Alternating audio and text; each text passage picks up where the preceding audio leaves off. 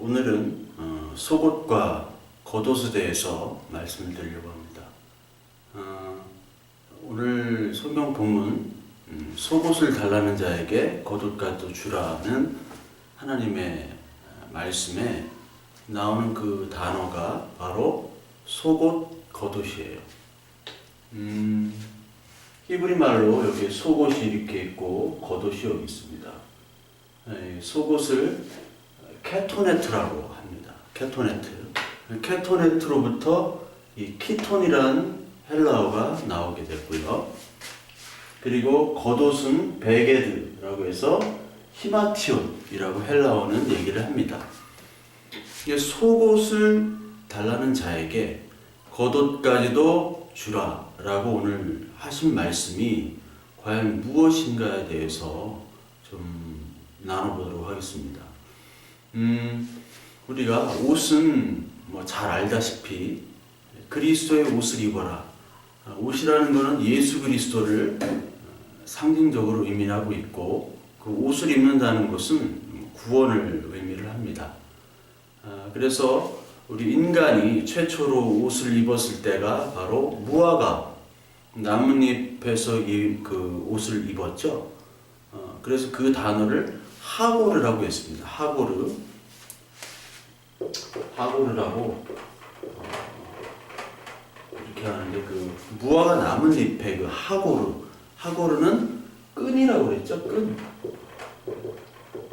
그러니까 그냥 끈 팬티, 티 팬티도 아닌 그냥 끈으로 살짝 가린 거를 상징을 생각하시면 돼요. 그 끈으로는 다 자기 치부가 보여지잖아요.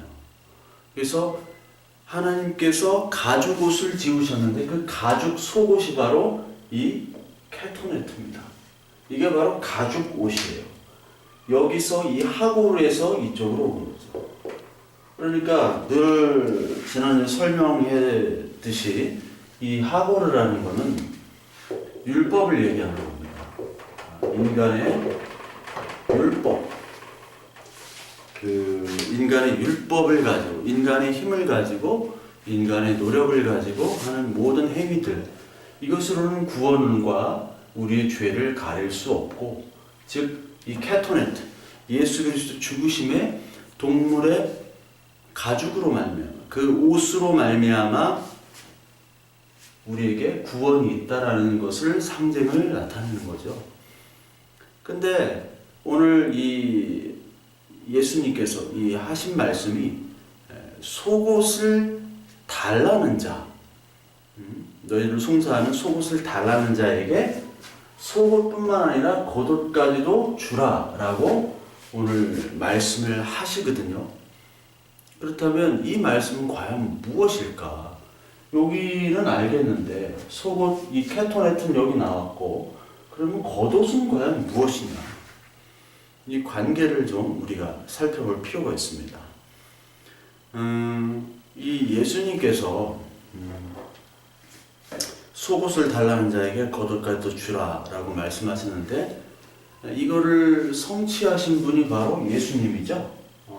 예수님입니다. 이것을 성취하신 분이 그 요한복음 19장 23절에 보면은요, 요한복음 19장 23절에 그 로마 군사들이 예수님의 겉옷을 나눕니다. 몇 조각으로 나누면 요 겉옷을 4조각으로 나눕니다. 4조각. 4조각으로 나눕니다. 그리고 속옷은 통짜로 짜여진 거라고 그랬어요. 이 여기서 말하는 속옷을 우리가 어떻게 봐야 되냐면, 지금처럼 그 언더팬츠 개념, 팬티의 개념으로 보면 안 되고요. 이 속옷은 그냥 그 안에 입는 그냥 얇은 옷이라고 보면 돼요. 그 속옷을. 그 언더팬츠 개념이 전혀 아닙니다. 그래서 그 어떻게 보면 우리 여자분들이 긴 슬림 있죠? 슬림인가? 슬림. 예. 그것으로 생각하시면 가장 편해요. 그것을 입고 그 위에다가 이제 겉옷을 입으신 거죠. 근데 요 속옷을 달라는 자의 겉옷까지도 주라라는 것을 하신 성취하신 분이 바로 예수 그리스도죠. 이 요한복음 19장에 그 로마 군사들에게 속옷과 겉옷이 다 발가벗겨진 것은 이미 시편 22편에 예언이 되겠죠. 시편 22편. 시편 22편을 보면요, 내 겉옷을 나누며 속옷을 제비 뽑나이다 라고 나와요. 그 내 겉옷과 속옷이 다 뽑혀지는 거죠. 다 나눠지는 겁니다.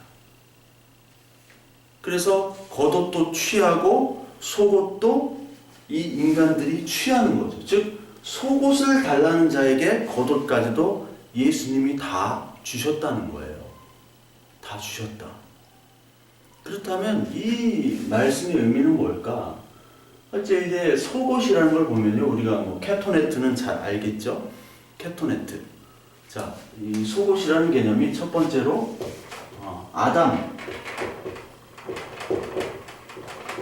하와에게 주신 캐토네트입니다.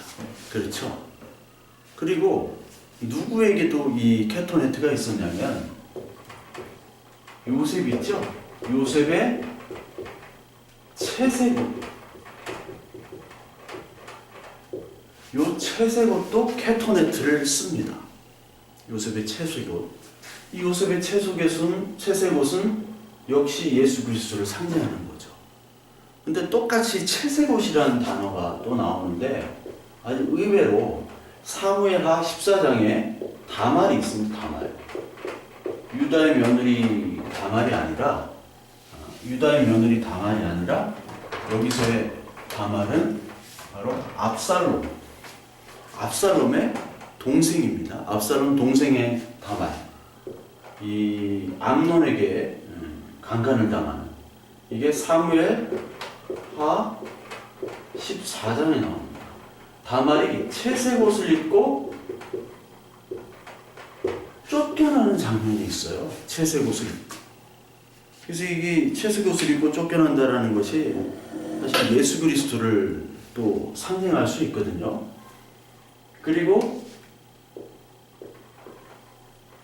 요 캐토네트를 어디에 쓰냐면은 바로 대제사장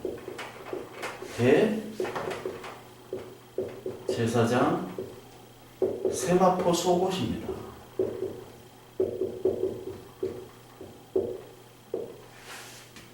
여기에 이 속옷이 이렇게 네 가지가 쓰이게 돼요. 즉, 이 모든 것들은 바로 구원의 속옷이죠. 요셉, 다말, 대제사장, 아담, 가와, 여기에 다 구약적인 의미의 속옷이 있어요. 속옷이라는 게 구약 율법의 구원의 옷입니다. 그렇다고 이 구약 율법에만 구원의 옷이냐? 그것이 아니라 이것 역시도 예수 그리스도를 다 상징하는 이 속옷이에요. 상징하는 속옷입니다. 그런데 여기에 속옷 맛을 주는 달라는 자에게 겉옷까지도 주라는 말씀은 바로 뭐냐면 이 속옷 개념, 여기서의 상징하는 속옷만에 머무르지 말고 겉옷까지로 연결시키라는 거죠. 그래서 이게 십자가가 되지 않습니까? 이게 연결이 돼야 돼요. 연결이. 속옷과 겉옷. 즉 속옷은 다 예수 그리스도를 상징하잖아요. 그러니까 율법은 예수 그리스도를 상징하고 이스라엘 백성은 예수 그리스도를 상징합니다. 그 이스라엘 선민에만 머무르면 안 돼요. 이스라엘이라는 게 교회까지로 이어져야 돼요. 하나가 되어야 되는 거잖아요. 그래서 이 겉옷이라는 것은 이미 구원을 받은 자, 그러나 너희들은 죄인이기 때문에 완성된 구원을 위해서는 예수 그리스도의 은혜, 완전히 덮여지는 그 겉옷을 입어야 되는 거예요. 그러니까 대제사장의 옷은, 이 속옷은 세마포 속옷만 입으면 안 되고 그 위에 겉옷, 에봇, 그리고 판결, 흉패, 그리고 보석 12개 딱 달린 거 여기까지 다 입어줘야지 온전한 대제사장의 옷이 되죠. 그 온전한 대제사장의 옷이 아니면 대제사장은 죽어요. 옷 잘못 입으면 죽습니다. 그 법에 그대로 명시된 대로 하지 않으면 제사장은 죽게 되어 있어요. 대제사장은. 그러니까 여기에서 겉옷으로 이게 하나가 이루어져야 된다는 말씀이에요. 하나 가지고는 안 된다는 거죠. 그래서 이 두 개가 하나로 이어지는 것을 이 성경을 얘기하고 율법과 복음의 전체를 얘기하는 것이 바로 속옷과 겉옷 비유세요. 이 겉옷이 그 신약 성경에 또 나오고 구약에도 나옵니다. 그 구약에는 어디에 나오냐면 구원의 옷, 공의의 겉옷 그런 표현이 있어요. 그 이사야에서 61장에 나옵니다. 61장 10절 10절에 구원의 옷, 공의의 겉옷. 여기서 베게드가 쓰입니다. 베게드. 요 베게드란 단어가 쓰입니다. 구원의 옷. 구원의 옷과 공의의 옷을 입혀주세요. 그것이 바로 겉옷을 입혀준다. 구약에서 이미 겉옷을 얘기해요. 그러니까 속옷은 여기서만 뭐 구약에서만 속옷을 얘기하고 신약에서만 겉옷을 얘기하는 게 아니라 속옷과 겉옷은 같은 거예요. 같은 의미입니다. 아시겠습니까? 그러니까 속옷과 겉옷은 하나로 이루어져야지 완전한 옷이 되시 속옷만 입었다고 밖에 나갈 수 없잖아요. 그리고 겉옷만 입어가지고는 이게 좀 뭔가 이상해. 온전한 옷이라고 할 수가 없어요. 두 개 합쳐져야 되는 거예요. 그러니까 이미 구약 이사야 61장 10절에 구원의 옷 겉옷이 언급이 됩니다. 그렇죠? 그리고 마태복음 9장 20절에 보면 혈루병 12년간 혈루병을 난 여인이 겉옷을 붙잡습니다. 그렇죠? 이게 마태복음 9장 12절에 나와요. 겉옷을 붙잡으니까 이게 이 겉옷이 히마티온입니다. 겉옷을 붙잡으니까 낫게 되죠. 그러면서 예수 그리스도가 구원을 입었다라고 얘기하는 거.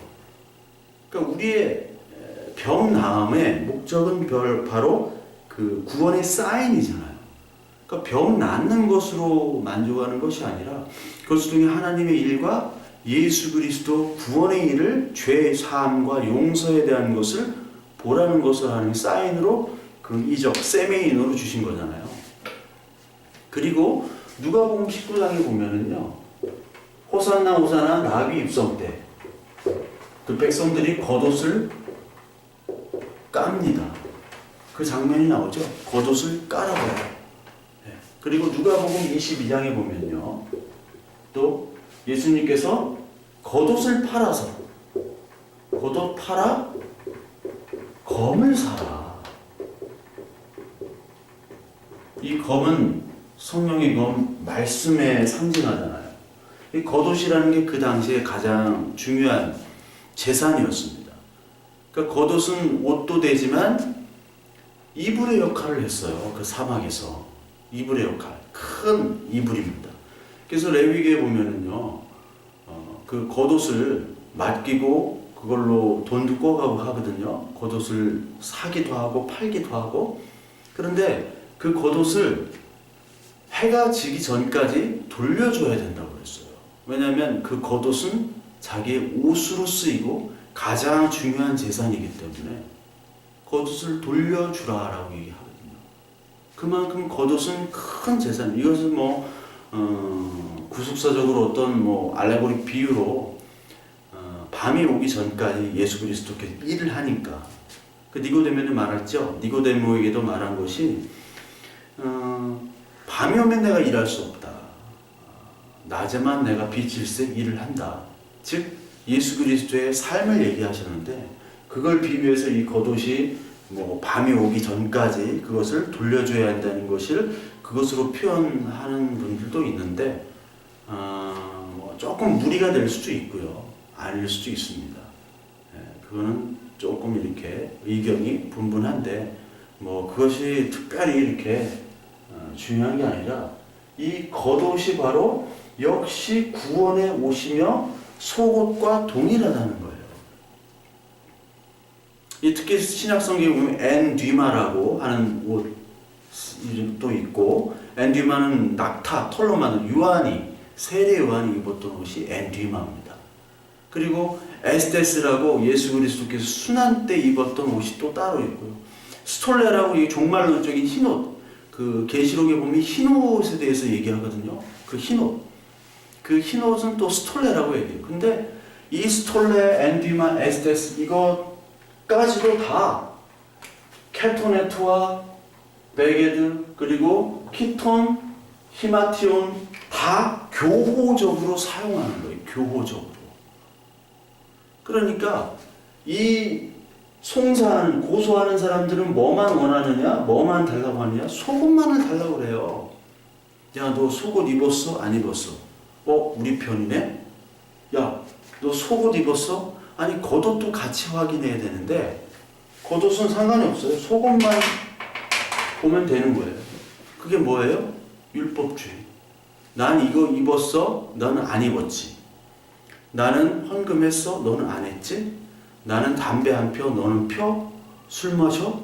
그리고 나는 주일 성수 꼭 해? 너는 안 해. 그걸 가지고 송사하는 게 바로 속옷을 달라는 자예요. 근데 이 속옷만을 입으면은 겉옷까지 다 입어야지 되는데 속옷만을 입은 사람은 부끄럽잖아요. 근데 부끄러움을 모르고 열심히 속옷만을 구하는 사람이 바로 율법주의 바리새인들이라는 겁니다. 이 사람들은 실제로는 예수 그리스도를 겉옷과 온전하게 그 십자가로 붙잡지를 못하는 거죠. 율법과 복음이 하나가 돼야 되고, 이 하나님의 온 우주 만물과 또 이 세상의 인간의 세상과 그리고 하늘에 있는 모든 하나님의 초월적인 그 섭리와 이 땅의 것을 하나로 볼 수 있어야 돼. 내 인생까지. 그래야 되는데 따로 봐요. 그래서 속옷과 겉옷을 찢어가지고 취하잖아요. 인간은 자꾸 하나님이 주신 것을 자기의 판단과 자기 생각으로 찢어버립니다. 그래서 내가 맞아, 이게 맞아, 저게 맞아, 그렇게 판단한다고요. 이거를 흔히들 선악을 알게 하는 열매를 먹은 후에 우리 인간의 모습인 거잖아요. 판단을 하니까 이 로마 병사들이 이거를 다 뺏고 요것도 네 조각으로 만들어버려서 제비 뽑아서 나눠 가졌잖아요.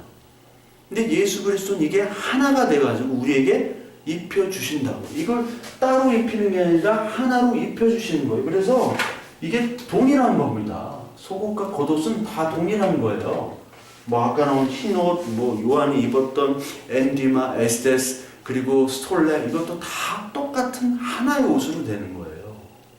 속옷만 입어서는 안 돼요. 그러니까 율법과 복음이 하나고, 이 케토네트 율법만 자랑하는 것이 아니라 율법 안에 복음이 들어가 있는 거죠. 율법 안에 복음이 온전하게 다 들어가 있는 겁니다. 그래서 여러분들 이 인식론의 변화가 바로 회개라고 그랬잖아요. 인식의 전환. 이게 바로 회개입니다. 나는 요것만 자랑했는데, 이 세상 사람들은 요것만 자랑하잖아요. 요것만 자랑했는데, 겉옷까지 입어야 되는 거야. 겉옷이 입어져야지 완전히 하나가 되는 하나님의 나라 자녀구나 라는 걸 우리가 인식이 확 뒤집어 바꾸는 겁니다. 그게 바로 메타노이아 회개잖아요.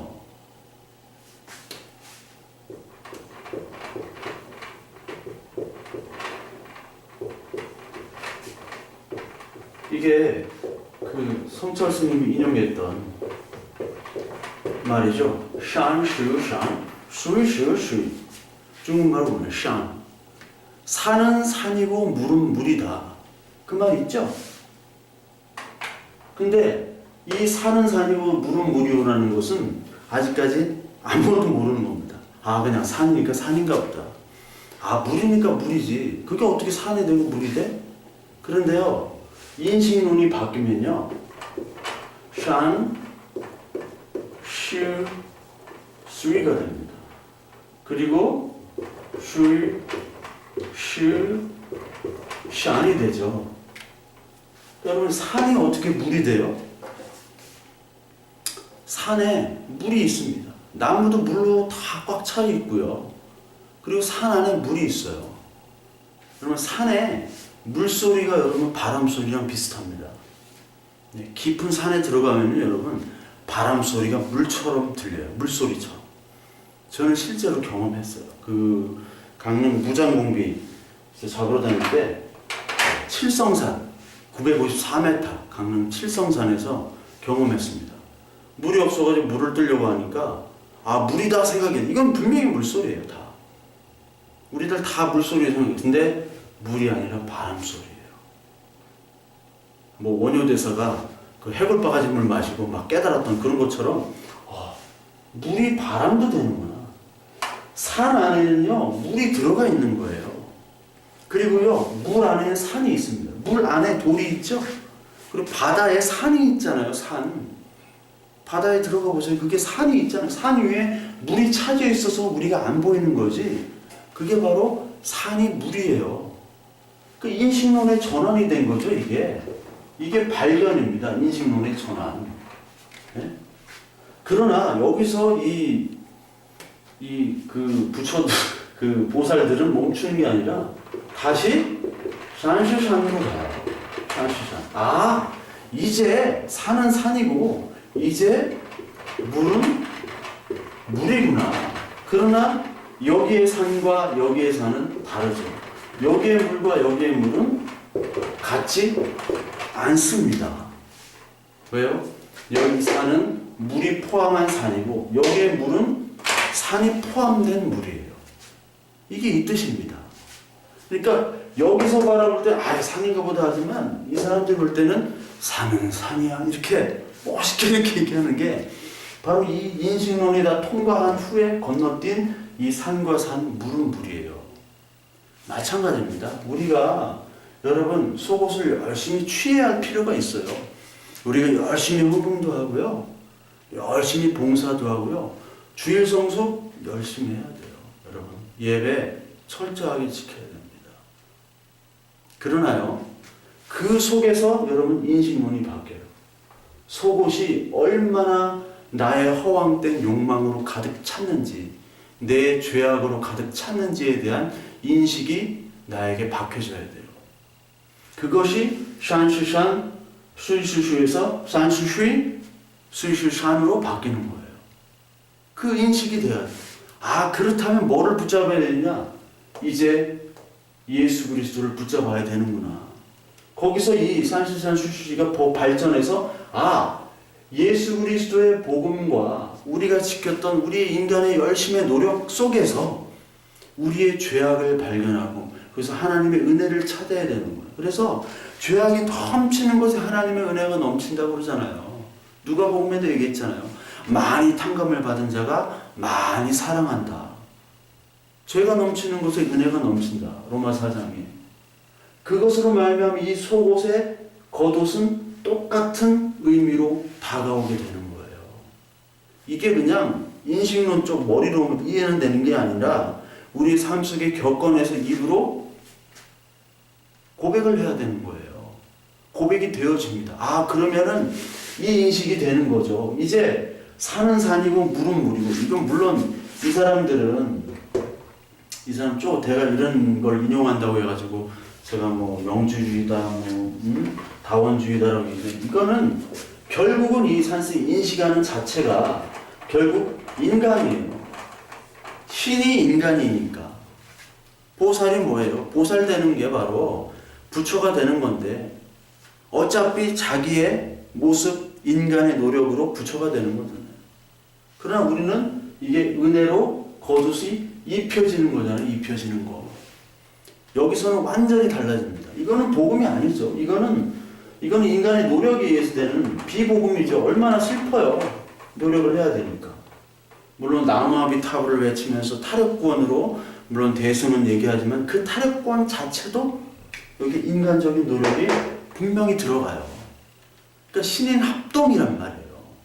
그러나 여기는 신인 합동이 들어갈 틈이 없어요. 이 속옷을 우리가 자랑하며 열심히 행하는 그 속에서 우리가 일을 열심히 하면서 우리의 존재론적인 뿌듯함을 느끼면서, 이건 세상 사람들 다 느껴요. 그러면서 뭐를 느껴야 되냐? 우리는 우리의 죄악을 느껴야 됩니다. 그게 그리스도인이에요. 세상의 사람들은 요 속옷을 추구해요. 열심히 의와 도덕과 물질과 과학과 문명을 추구하지만 여기서 인간의 죄악성과 하나님의 은혜로 가지 못합니다. 겉옷까지 가야 돼요. 그렇다면 속옷과 겉옷이 같다면 그 어떤 인간의 모든 노력들, 여러분들 쉽게 예를 들자면 여러분들이 교회에서 열심히 봉사하고 헌금하고 예배드리고 기도하는 모든 것들이 결코 헛되지 않습니다. 단 겉옷과 속옷이 같아지는 그 하나님의 연합된 섬김과 은혜와 인도를 경험할 때는 이 속옷이 무가치하지 않아요. 근데 여기에만 머물게 되면 이것은 무가치해버려요. 무가치가 돼버려요. 그러니까 이 속옷은 겉옷을 포함하는 것이구나. 그러면서 속옷과 겉옷은 같구나. 네? 속옷이 여기 있으면 겉옷이 이걸 감싸고 있구나. 네? 겉옷이 이 하나됨, 그러니까 엄마 뱃속에 아이가 있는 그 하나의, 부부가 일심동체의 그 하나, 예수 그리스도와 교회에 연합된 하나, 너희와 내가 하나다, 아버지와 내가 하나듯이, 그 말씀이 속옷과 겉옷을 통해서 저와 여러분들에게 이해하도록 이 삶을, 이 땅의 삶을 살도록 하나님께서 허락하시는 겁니다. 그러니까 이 땅의 삶은 이 겉옷이 속옷이고 속옷이 겉옷이고, 그리고 우리의 모든 노력 속에 속옷이 완전하지 않으니까 하나님이 겉옷으로 덮어주셔서 이것을 하나로 느끼게, 속옷과 겉옷을 둘로 느끼는 게 아니라 온전하게 하나로 느끼게 해주시는 그 하나님의 인도함, 이거를 하나님께서는 너희들의 모습이다 라고 얘기를 하시면서, 그러면은 겉옷을, 속옷만을 달라고 하는 사람에게 겉옷까지도 주라 말씀하셨는데 그거를 내가 행할게. 왜? 너희들은 이것들을 잘 못하니까, 아니 불가능하니까 내가 행하는 것을 잘 봐라 하시면서 예수님은 이 속옷을 달라는 자에게 겉옷을 주시면서, 그리고 이 속옷과 겉옷을 온전하게 다 주시면서 십자가에서 빨가벗으심으로 우리를 위해서 구원으로 죽으셨다 라는 것을 저와 여러분들이 이 말씀을 보면서 느끼셔야 됩니다. 그리고 이 말씀을 통해서 우리의 모든 지금까지 속옷의 행위들, 이것을 통해서도 하나님께서 일하시구나. 그러나 이 겉옷과 속옷이 하나됨, 그 속에서 겉옷으로 우리의 허물들을 감싸는 그 은혜에 하나님의 감격하는 저와 여러분들이 되셔야 합니다.